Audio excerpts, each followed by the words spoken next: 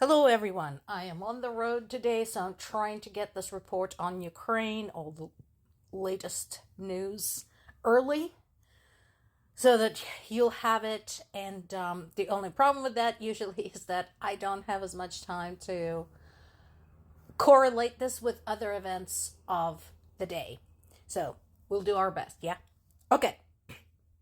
Major item that is being discussed by multiple sources, including foreign sources and Ukrainian sources, is Russia's attempt to bring Belarus into the war with Ukraine. There's a couple of things going on. First of all, is actually not something that is mentioned, which I'm surprised. That should be the most obvious thing. But that Belarus leader Lukashenko, who is, of course, a huge Putin ally, had declared the mobilization of the army reservists. So the army reservists would be people, I think, anywhere from 25 to 35 years old, men. And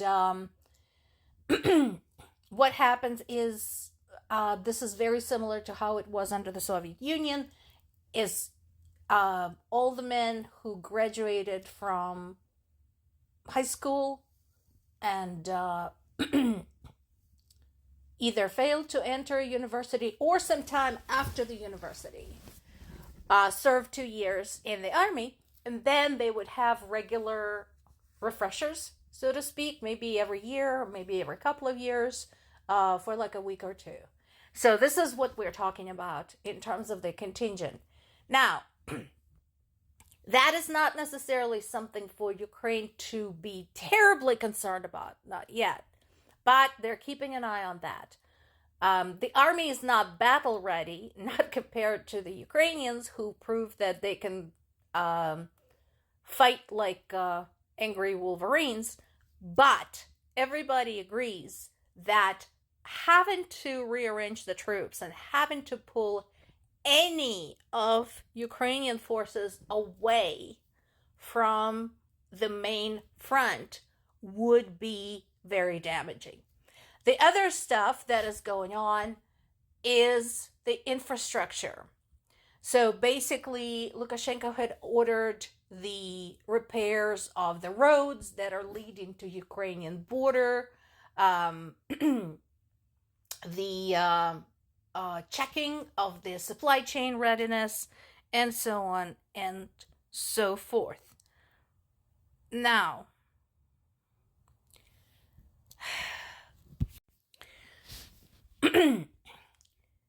here's something else for everybody to consider.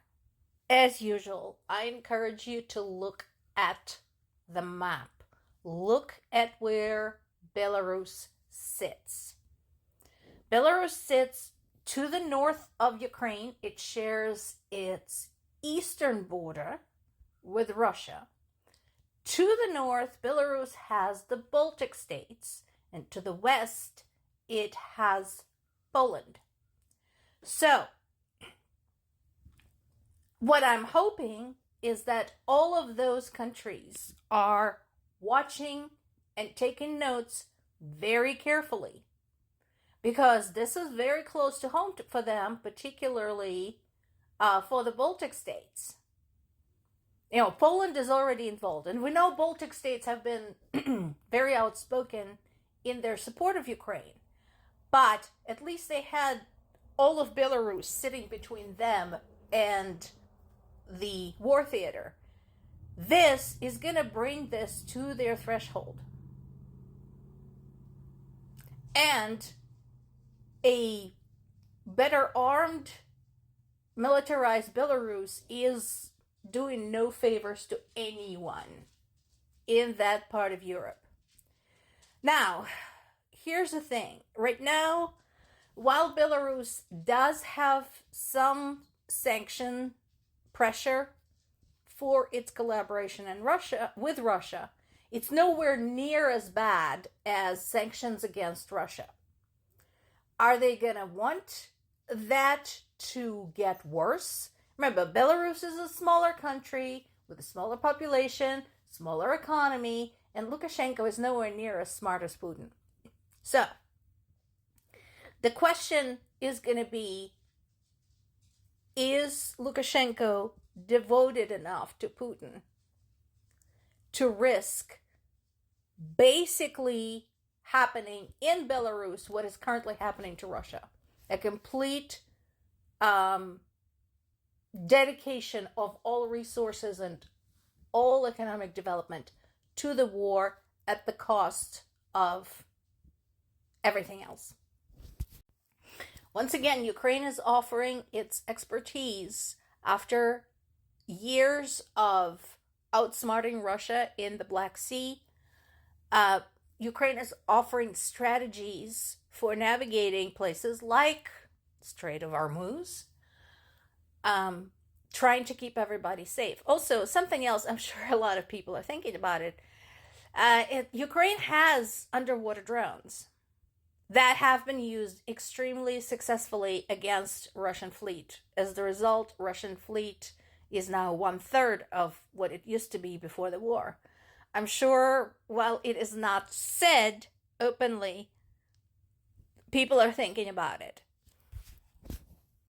Now, they're saying there's been a big fire at another oil facility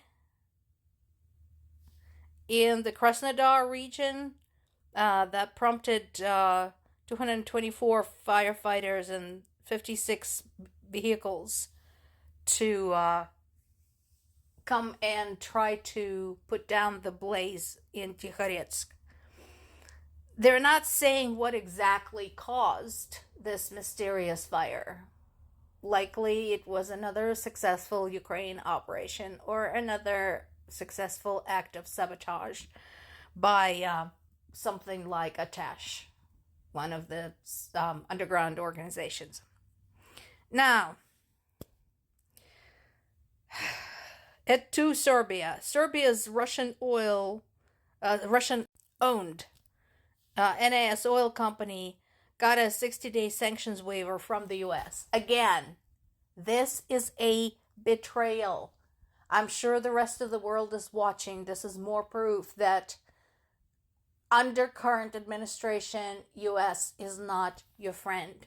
As the rest of you are trying to reason and trying to disassociate yourselves from oil as a primary energy and fuel source, U.S. is doing this kind of crap. And there is a big article on Kyiv Independent website. This is something that needs to be addressed, without a doubt. This is something that is happening in Ukraine. So not everybody wants to fight. No, we had 4 soldiers in our family, had past tense because one of them got killed. But not every family is like that. And not only are people dodging the draft, but they're also attacking enlistment officers. At least 620 attacks against enlistment officers have been recorded since the start of the full-scale invasion. And majority of them were in the Kharkiv region, but there were some pretty much across most of the major regions. And here's the thing, folks. Part of it is fueled by Russia's misinformation about this war. Because let's not forget, there's not just Ukrainian nationalists in Ukraine. They do exist. I never denied that they existed, although they're nowhere near anything like what Russia describes them.